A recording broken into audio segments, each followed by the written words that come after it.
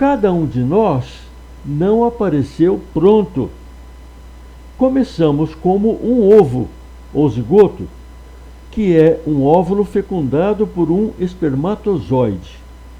Esse ovo se multiplica e cresce, formando embrião e depois feto, até o nascimento. Nascemos e continuamos a mudar até chegar à fase adulta.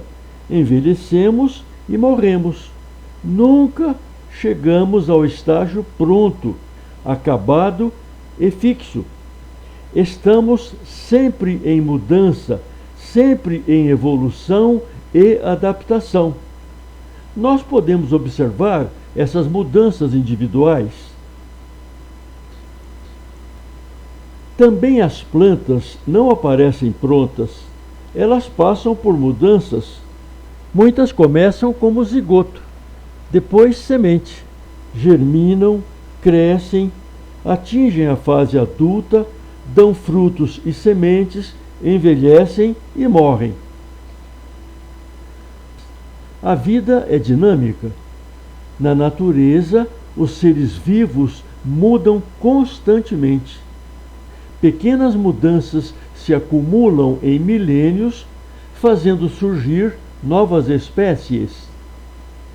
E de resto a Terra está em mudança, bem como todo o universo observável.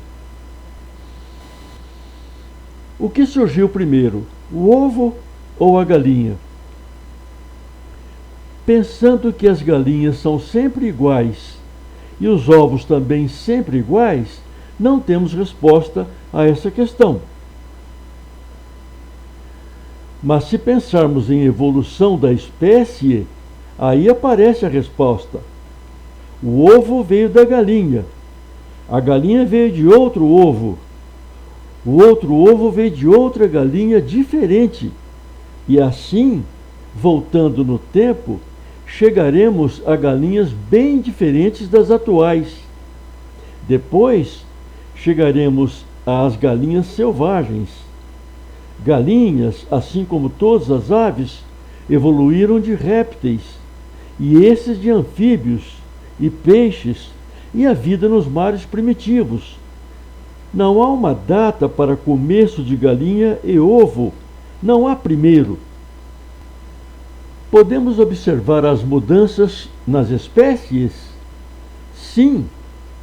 Enquanto se discute se as espécies são fixas ou não, as universidades e empresas estão alterando constantemente animais e plantas. Os produtores estão aprimorando seus plantéis. Vacas que dão 50 litros de leite por dia, galinha com mais ovos, frango com mais peso, plantas com mais grãos, óleos, frutos. O grande frango que almocei no domingo é um bicho criado pela zootecnia e não existe na natureza. Ele foi desenvolvido há poucas décadas, assim como outras linhagens de frangos. Essa foto mostra a diferença entre uma espiga de milho agreste e outra melhorada artificialmente. Há mais de 10 milênios, o homem veio cultivando plantas e criando animais. Durante todo esse tempo, praticou melhoramento de espécie, selecionando sementes e reprodutores mais produtivos. Assim, aos poucos, fez surgir os animais e plantas domésticos, que não são como os naturais. Essa atividade levou às novas profissões de agronomia e zootecnia, à engenharia genética e às sucessivas atualizações das teorias da evolução. Existem faculdades de ciências agrárias e genética por todo o mundo, desenvolvendo espécies mais produtivas de animais e vegetais para alimentar bilhões de habitantes. Os seres vivos não são fixos e imutáveis. Os insetos se adaptam aos inseticidas e precisamos produzir novos venenos. As bactérias se adaptam aos antibióticos e precisamos produzir novos remédios e vacinas. Surgem novas doenças. De modo semelhante, surgem novas plantas e novos animais na natureza. Os fósseis mostram o dinamismo da vida em mudança. Mostram animais antigos que não existem mais e animais atuais que não existiam em outras épocas. As espécies também estão em mudança, não somente os indivíduos. A vida é dinâmica, felizmente. Quando um organismo morre, seus restos são praticamente destruídos por bactérias e agentes físicos. Mas pode ocorrer de ficarem protegidos da ação bacteriana, como, por exemplo, enterrados na lama. Estes restos orgânicos se petrificam, ou mineralizam, ou fossilizam. Um trabalho do paleontólogo é procurar fósseis. Hoje existe enorme quantidade de fósseis em todos os museus.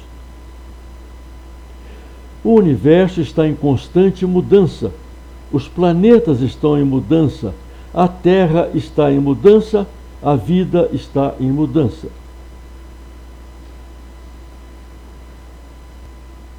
A anatomia comparada mostra o grau de parentesco das espécies. Veja o homem, gato, baleia e morcego. Veja os ossos da mão, do braço e antebraço. Apenas diferenças de formas e proporções de acordo com cada ambiente. Isto mostra que são parentes próximos, são todos mamíferos. A embriologia estuda os embriões de cada espécie. Mostra que os animais não surgem prontos, ao contrário, passam por metamorfoses. A embriologia compara embriões de espécies diferentes para procurar relações em seus processos evolutivos. Na figura, vemos embriões de peixe, salamandra, tartaruga, galinha, coelho e homem. Na fase adulta são bem diferentes, mas quanto mais próximo da origem ovular, mais parecidos são.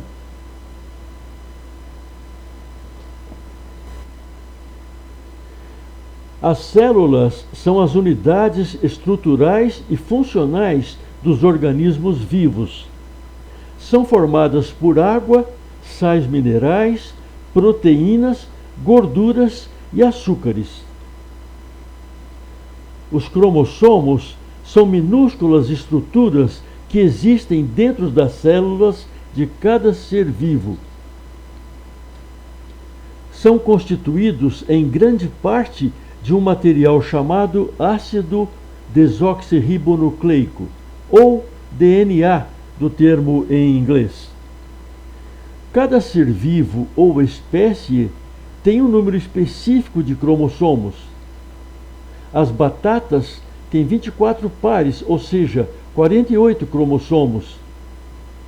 Os mosquitos têm 3 pares, em um total de 6 cromossomos.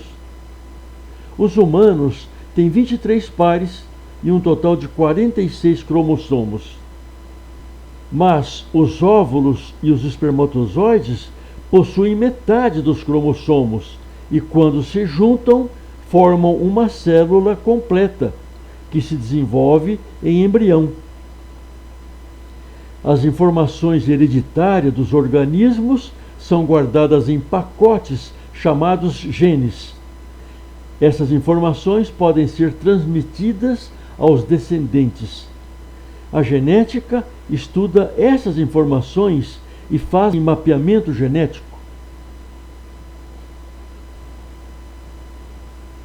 Com todo o acervo científico, já contamos com uma história bem instituída da espécie humana.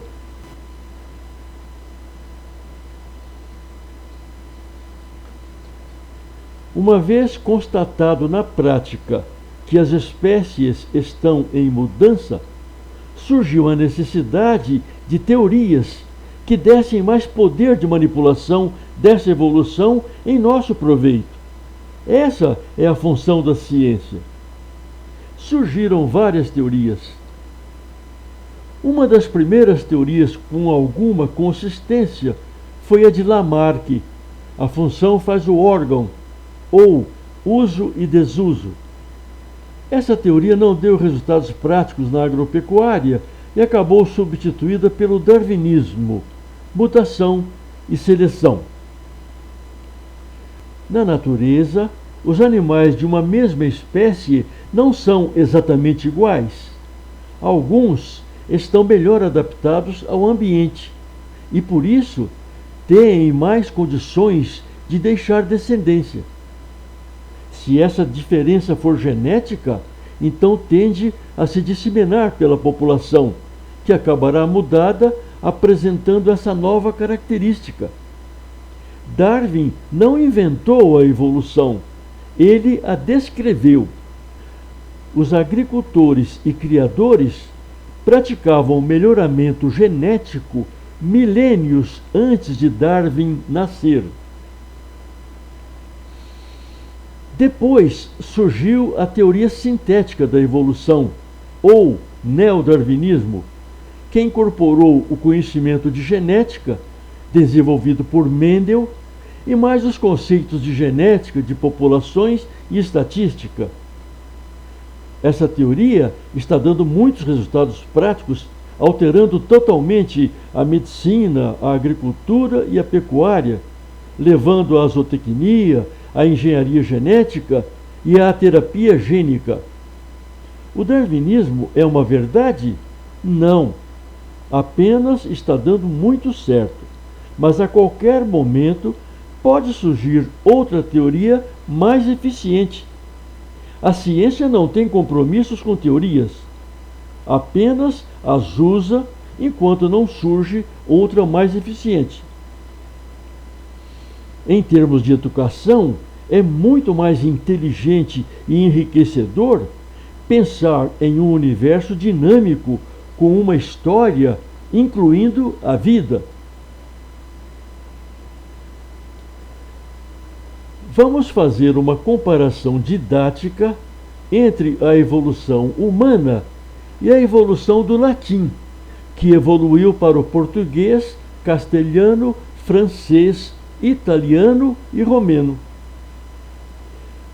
Qual foi o primeiro casal que falou a língua portuguesa?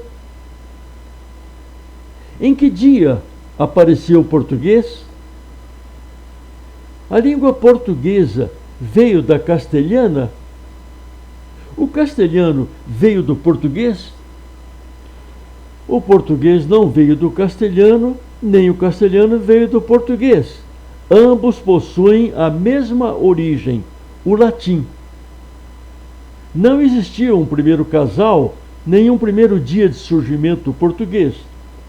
Trata-se da evolução do idioma de uma população que interage com seu meio, sua flora, sua fauna, seu ambiente, seus trabalhos, tradições, linguagem anterior, etc. Portanto, o português não veio do latim, ele é um latim moderno, evoluído e com características próprias. O mesmo latim levou a resultados diferentes em regiões diferentes e continua em mudança. O latim não morreu. Falamos um latim moderno. De maneira análoga, não existiu um primeiro casal humano, nem um dia de aparecimento da espécie humana. É uma população em mudança. A interação com o ambiente favorece a propagação de certos genes em detrimento de outros. Assim, o Dryopiteco não desapareceu, mas transformou-se diferentemente de acordo com cada ambiente. O homem não veio do macaco, ele é um macaco. São 4 espécies de macaco grandes sem rabo: chimpanzé, homem, gorila e orangotango. Sem o conceito de evolução, a pessoa fica impossibilitada de compreender seu ambiente e os conceitos básicos que alicerçam o conhecimento e o raciocínio crítico. Como surgiu a família, o Estado, a religião, a propriedade privada, a fala e a escrita? Sem o conceito de evolução, a pessoa é levada a acreditar em coisas dadas, prontas e fixas. O prejuízo é enorme, tanto em conhecimento como em raciocínio, e também como em atuação e responsabilidade social. Por isso, no decorrer da história, muitas pessoas foram presas, torturadas e mortas por usarem o conceito de evolução.